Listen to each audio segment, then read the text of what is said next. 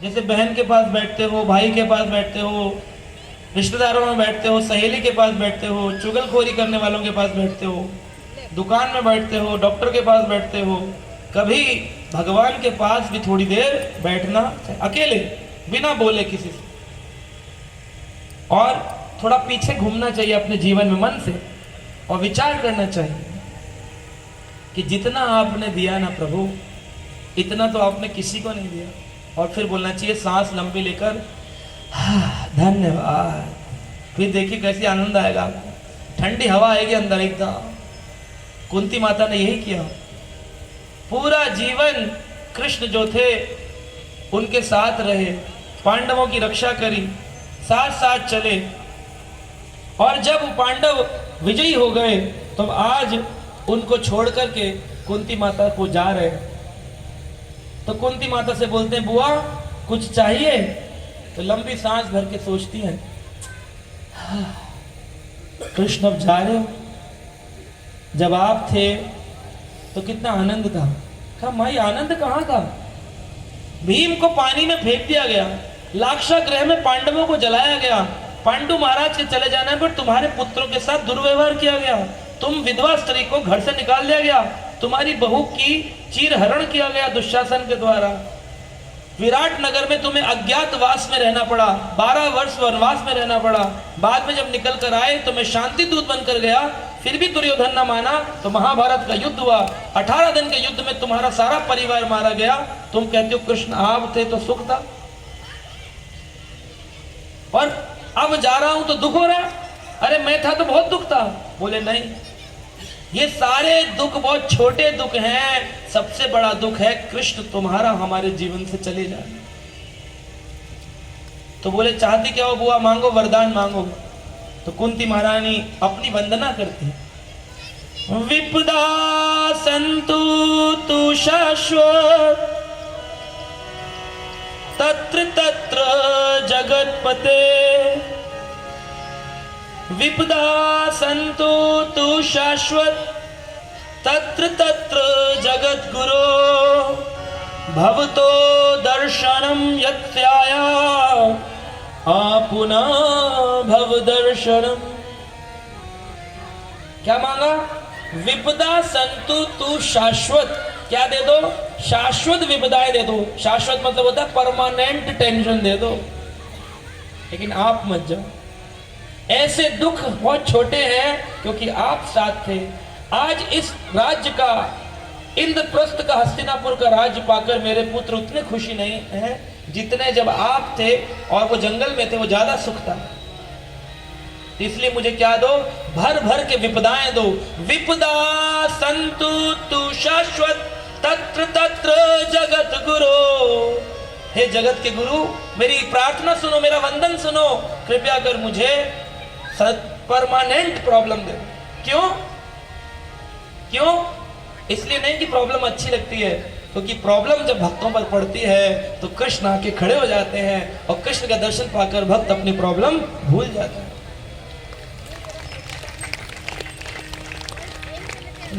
कहते हैं उस सुख का क्या फायदा जिसमें हरि चले जाए। सुख के माथे सिल पड़े, सिल मतलब पत्थर, सुख के माथे सिल पड़े जो हरि हृदय से जाए, बलिहारी दुख आपनो जो पल पल नाम जपाए। वो कितना अच्छा दुख है जिसमें हम हाथ में माला ले लेते हैं, कहते हैं बड़ा दिक्कत है, घर में किसी को कैंसर है, किसी को बीमारी है, हमारी टांग टूट गई है, नौकरी छूट गई है, कोई दिक्कत नहीं है, बलिहारी दुख आपनो जो पल पल नाम जपाए। वो बहुत अच्छा है, उस दुख से सारा पुराना प्रारब्ध कट जाएगा और हरि भी मिल जाएगा। और हरि जब आएंगे, हरिष्यामि अहम सर्वम, सारे दुखों का हरण कर देंगे। आपको लगेगा दुख में भगवान को क्यों पूजूं? अरे दुख में भगवान को पूजने से एक तो दुख दुख नहीं होता और दूसरा हरि आकर सारे दुखों को दूर कर देते।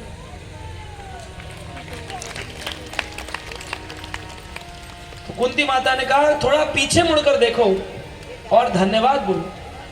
एक काम ये करो, वंदन का एक तरीका। दूसरा, थोड़ा आगे का देखो और भगवान पर विश्वास रखो।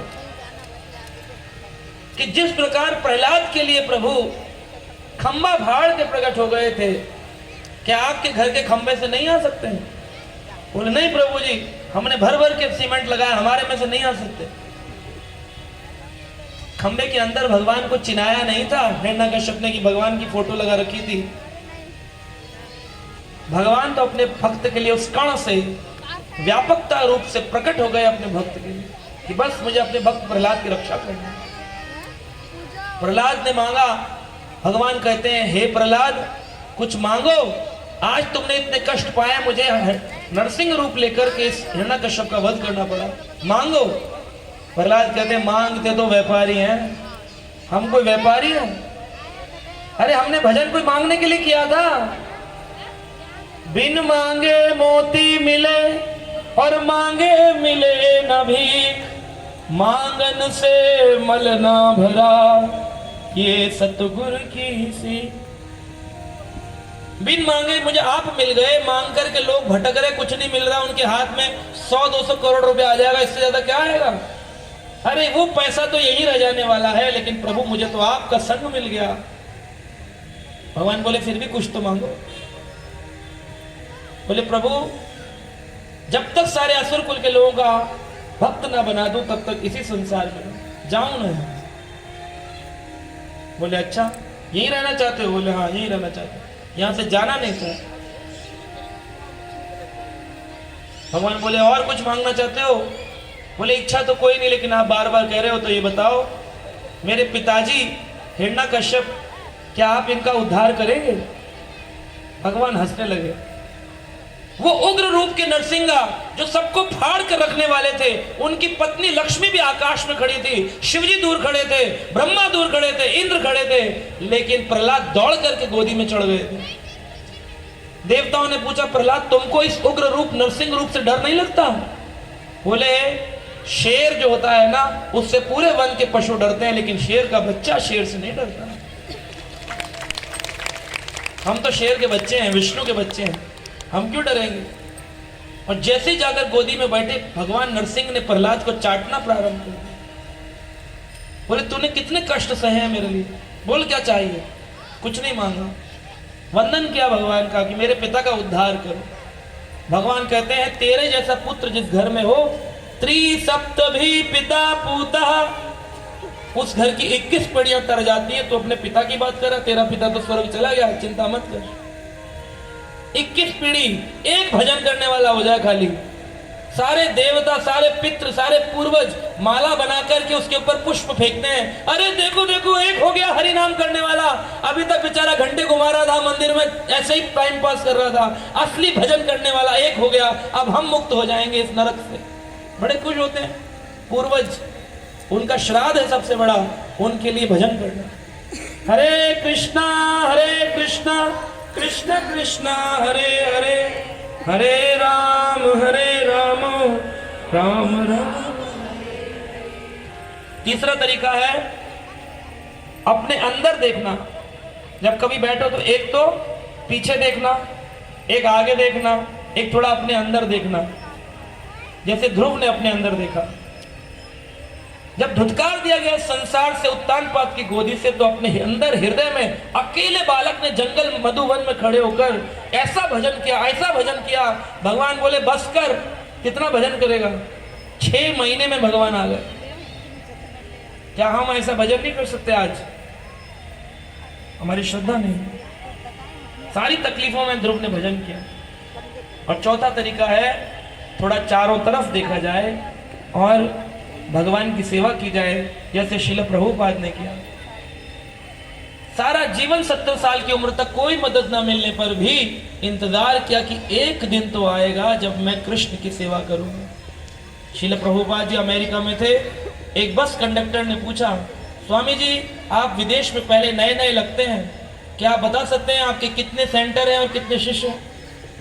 श्रील प्रभुपाद ने कहा मेरे 108 सेंटर हैं और हजारों शिष्य हैं। तो उसने कहा क्या मुझे आप कार्ड देंगे अपने सेंटर का, मैं आना चाहता हूँ। प्रभुपाद जी ने कहा जैसे ही सेंटर खुलेगा मैं आपको कार्ड दे दूंगा। एक भी सेंटर नहीं था, एक भी शिष्य नहीं था। प्रभुपाद जी ने उस व्यक्ति को पहले ही बोल दिया था कि भगवान ऐसा करें। और जब प्रभुपाद जी 1977 में नित्य लीला प्रविष्ट हुए तो 108 मंदिर थे और 10,000 शिष्य थे। सिर्फ 11 साल में 70 साल के बुजुर्ग लोग साइड में टेंट के पीछे जलेबी खाते रहेंगे, बोले हम कथा सुनने नहीं जाएंगे, ज्यादा तेज बोलेंगे तो हमें हार्ट अटैक ना आ जाए, घर में लेटे रहेंगे। 70 साल की अवस्था में प्रभुपाद इंडिया का वृंदावन भारत का छोड़कर अमेरिका गए। अगर वो ना जाते तो ये श्रीमद् भागवत पूरे विश्व को प्राप्त नहीं होता, गीता प्राप्त नहीं होती।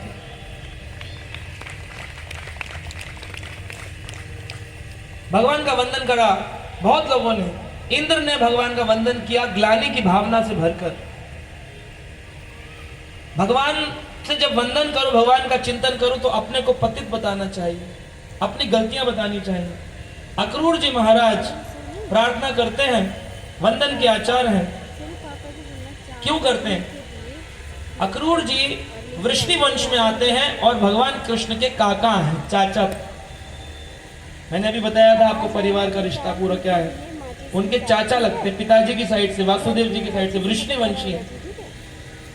कृष्ण बलराम को नंद गांव से बुलाने के लिए और कुआरिया पेड़ हाथी से मरवाने के लिए और उनसे बच जाएं तो शल तौशल चारुण और मुष्टिक से मरवाने के लिए मल युद्ध का आयोजन किया। कंस ने कहा मेरा सोने का बड़ा रथ गोल्ड का बना हुआ लेके जाओ, गांव के बच्चे हैं, सोने का रथ देखकर तुरंत बैठ जाएंगे। कृष्ण को जरूरत है सोने के रथ की, लेकिन कंस की बुद्धि, कुछ पूर्व जन्म का काल ने भी आज कंस बनकर आया है और भगवान को नंद गांव से मथुरा बुलाकर मार देना चाहिए। सारे असुर मार देने पर सोचा अब मैं मारूंगा इसको। अक्रूर जी को सुबह सुबह बुलाया और कहा कि अक्रूर जी एकादशी का दिन था और एकादशी के दिन उनको कहा आप जाइए। सुबह 5 बजे अक्रूर जी स्वर्ण रथ लेकर निकल गए। अक्रूर जी मन में बड़े दुखी थे, लगातार मन में उनके चिंतन चल रहा था, वंदन चल रहा था कृष्ण का। और कृष्ण को लेने के लिए जब पहुंचे संध्या काल हो गई थी। सारे गांव की गोपियां बच्चे देखकर हैरान थे, पहली बार ये रथ हमारे नंद गांव में आया, इतने बड़े बड़े घोड़े देखकर हैरान थे, खेल रहे। कृष्ण बलराम भी गौ चरण से आ रहे थे। उनको देखते ही, उनके चरणों को देखा, कृष्ण बलराम को भी नहीं देखा, उनके चरण चिन्ह को देखते ही अक्रूर जी रथ से दंडवत किए। अब सोचो क्या लंबी फ्लाइट ली होगी। अक्रूर जी रथ से कूदे, दंडवत प्रणाम किया। किसको? कृष्ण बलराम को नहीं, उनके चरण चिन्हों को। बोले देखो चरण चिन्ह मिल गए कृष्ण बलराम के। लगातार चिंतन करते गए, पूरी एकादशी की संध्या हो गई थी, कृष्ण के चरणों का चिंतन। कृष्ण बलराम बोले काका कैसे आना हुआ नंद गांव में? बोले बस कंस ने बुलावा भेजा है, तुमको बुलवाया है। ठीक है चलेंगे, पिताजी से तो मिल लीजिए। पूरी रात अक्रूर जी सोए नहीं, पूरी रात बातों में निकाल दी, ये हुआ वो हुआ। 3 बज गए थे। कभी कभी हम लोग भी जब किसी के घर जाते हैं बोले रात हो गई, अब सुबह मंगला आरती कर लेते हैं, सोना क्या। अक्रूर जी पूरी रात चर्चा करते रहे कृष्ण बलराम की, पर अंदर बड़े दुखी थे कि मैं इन लोगों को धोखा दे रहा हूं, इनको मारने के लिए बुलाया है और मैं इनको कह रहा हूं कि तुम्हें आयोजन दिखाने ले जा। नंद बाबा बोले हम भी चलेंगे, आयोजन ही तो हम भी चलेंगे। बैलगाड़ियों में दूध दही के मक्खन के भांड रखकर कई बैलगाड़ियों में नंद बाबा आदि सुबह सुबह निकल गए मथुरा के लिए। कृष्ण बलराम की आखिरी रथ था जो जा रहा था, सबसे पीछे आखिरी रथ जा रहा था। सारी गोपियां जो थी वो आकर के शरणागत होकर रथ के आगे लेट गए कि कृष्ण हम तुम्हें